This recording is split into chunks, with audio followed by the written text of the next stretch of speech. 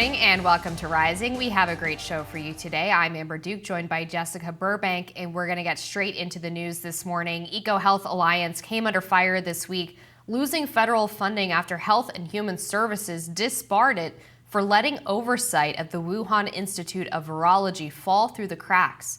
In a hearing earlier this week, House Subcommittee on the Coronavirus Pandemic Chairman Brad Wenstrup grilled Peter Darzak, the president of the nonprofit at the center of the origins of COVID. Let's watch.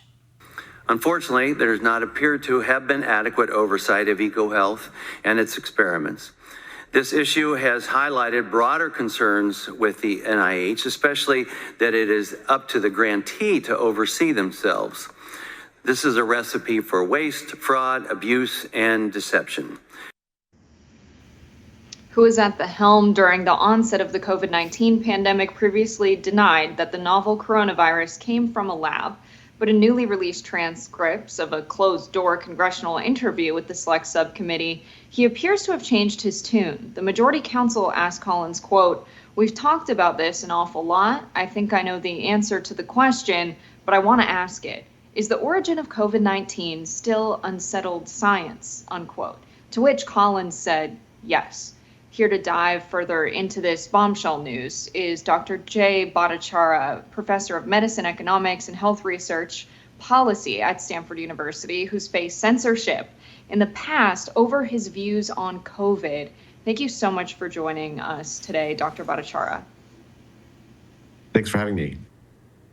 So I want to get into this. You faced some backlash. Can you talk about what that backlash was over? Was it over the origins of COVID-19, being in a lab, and what do you think the public health ramifications are with this, honestly, I would say communications disaster, really trying to tamp down any idea of COVID origins, being in a lab? Now, how is science going to come back from this in a meaningful way? There's some good research still going on. But first, I really want to hear about this backlash and how you feel now, especially seeing this news. So the backlash I faced was over my position on lockdowns. I argued that we should have focused protection of vulnerable older people and opening schools and letting younger people live their lives. In October 2020, Francis Collins wrote an email calling me and my colleagues, Martin Kulldorff of Harvard and Sunetra Gupta of Oxford, fringe epidemiologists, and then he called for a devastating takedown, which led to, just media hit pieces, vile attacks on me and my family. It was really quite stressful. What the lab leak, people who allege the lab leak faced in 2020 was very similar, that they were called conspiracy theorists, racist, because they somehow alleging that there was a lab leak was a racist theory. And a lot of that came from the very top of the NIH. It came from people like Tony Fauci and Francis Collins. In 2020, the idea of a lab leak was seen as this sort of crazy idea that only crazy people could have, when in fact, in reality, there were a tremendous number of honest scientists who thought that there was a lab leak. There was considerable evidence in favor of a lab leak. To see Francis Collins now say that it's a matter of honest scientific discussion and debate is absolutely stunning. At the time, when he was the head of the NIH, he could have convened a panel and said, look, let's look into this realistically. Let's look at the evidence for it. Let's have an honest discussion about it. Instead, what he did was he countenanced the destruction of the careers of scientists who disagreed with him, both about lab leak and about lockdowns.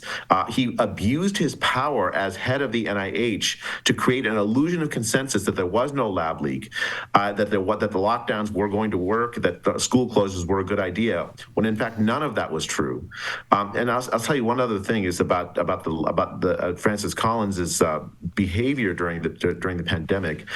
That abuse of power, I think, in part was motivated by the fact that during the lead up to the pandemic, Francis Collins authorized the conduct of dangerous gain-of-function research.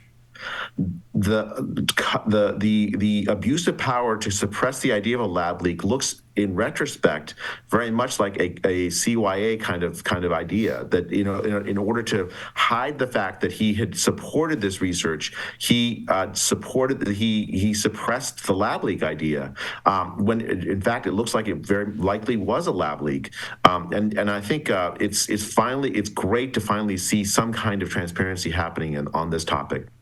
Yeah, I mean, so you're talking about, Francis Collins's behavior early on in the pandemic, and sure enough, there was an email that Dr. Collins sent in April of 2020 in response to an article about Brett Baer of Fox News, citing sources telling him that they believed that this was indeed a virus with a lab origin. Dr. Collins sent this email to a multitude of doctors, including Anthony Fauci, saying, is there something NIH can do to help put down this very destructive conspiracy? And sure enough, Dr. Fauci, Dr. Collins, and other members of the public health bureaucracy not only attacked other scientists that were talking about this possibility, but also the president at the time, Donald Trump, who had suggested that this was a possibility. They basically said that he was crazy. Now we're 4 years on from the start of the pandemic, and all of the people who were called conspiracy theorists are turning out to be right, including yourself,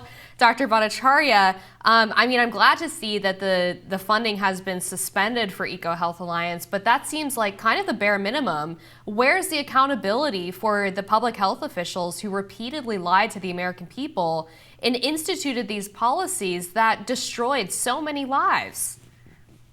Well, I think part of it is if you think about what kind of motivation people like Francis Collins and Tony Fauci have, what they're mainly concerned about is how history will look at them. And I think at this point, history is not going to have a very, very happy judgment on the careers of these individuals.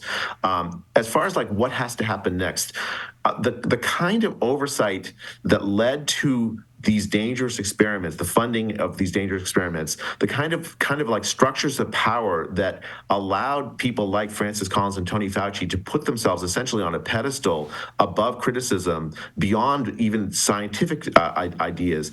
I think what we need is fundamental reform of the funding mechanism of science.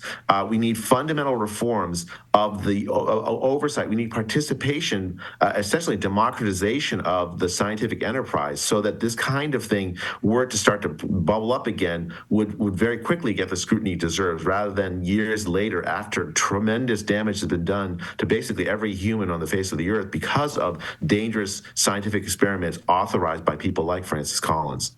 There's also this element, too, of Peter Daszak at EcoHealth Alliance somehow being allowed to not only receive taxpayer funding, which then went to the Wuhan Institute of Virology, but was also supposedly involved in drafting this paper that dispelled the lab leak theory, which was, in retrospect, obviously a form of self-protection.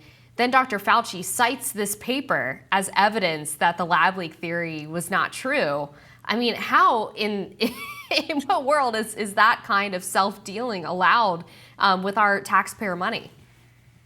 I mean, the interesting thing about that is that the paper that you're talking about, this proximal origins paper, it came out of essentially a cover-up operation in the very earliest days of the pandemic. What the FOIA emails have revealed is that Tony Fauci and Francis Collins and Jeremy Farrar, who was the head of the Wellcome Trust, organized essentially a cover-up of the idea of a lab leak.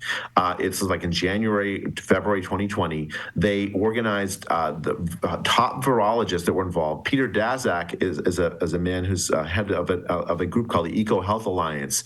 EcoHealth Alliance was a grantee of the National Institute of Health, and they worked very closely with the Wuhan Institute of Virology to conduct these kinds of dangerous experiments. Like the whole enterprise, the idea was that let's take viruses from out of the wild places, bring them into labs, and see if they can transmit to humans. And with the idea of somehow we can prevent pandemics with them. I mean, not one single pandemic was prevented with this kind of enterprise.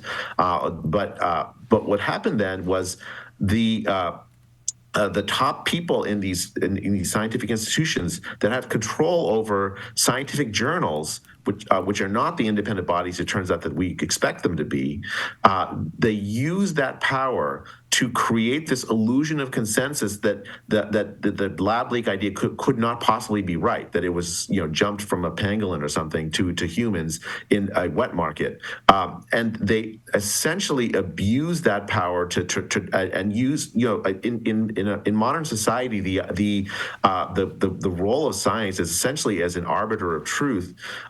essentially they hijack that role and to cover their cover their dangerous decisions they'd made previously. I don't even know what to say. I mean, I think it's so corrosive to the fundamentals of fundamental sort of underpinnings of science and so destructive in terms of the consequences. So many kids lost their ability to go to school for years. So many people died alone. So the consequence of the virus itself on millions of people, of course, the cost to our economies, it's so destructive that it absolutely cries out for a fundamental restructuring of how we do science, how we fund science, and how we think about the oversight of science. It needs a basic democratization, because what we have now is a small number of people can do tremendously destructive things to the whole world. Absolutely. And I just thank God that at least to some extent, this congressional committee is starting to dig a little bit more into just how corrupt this entire process was. Dr. Bhattacharya, thank you so much for joining us this morning on Rising. Thank you for having me.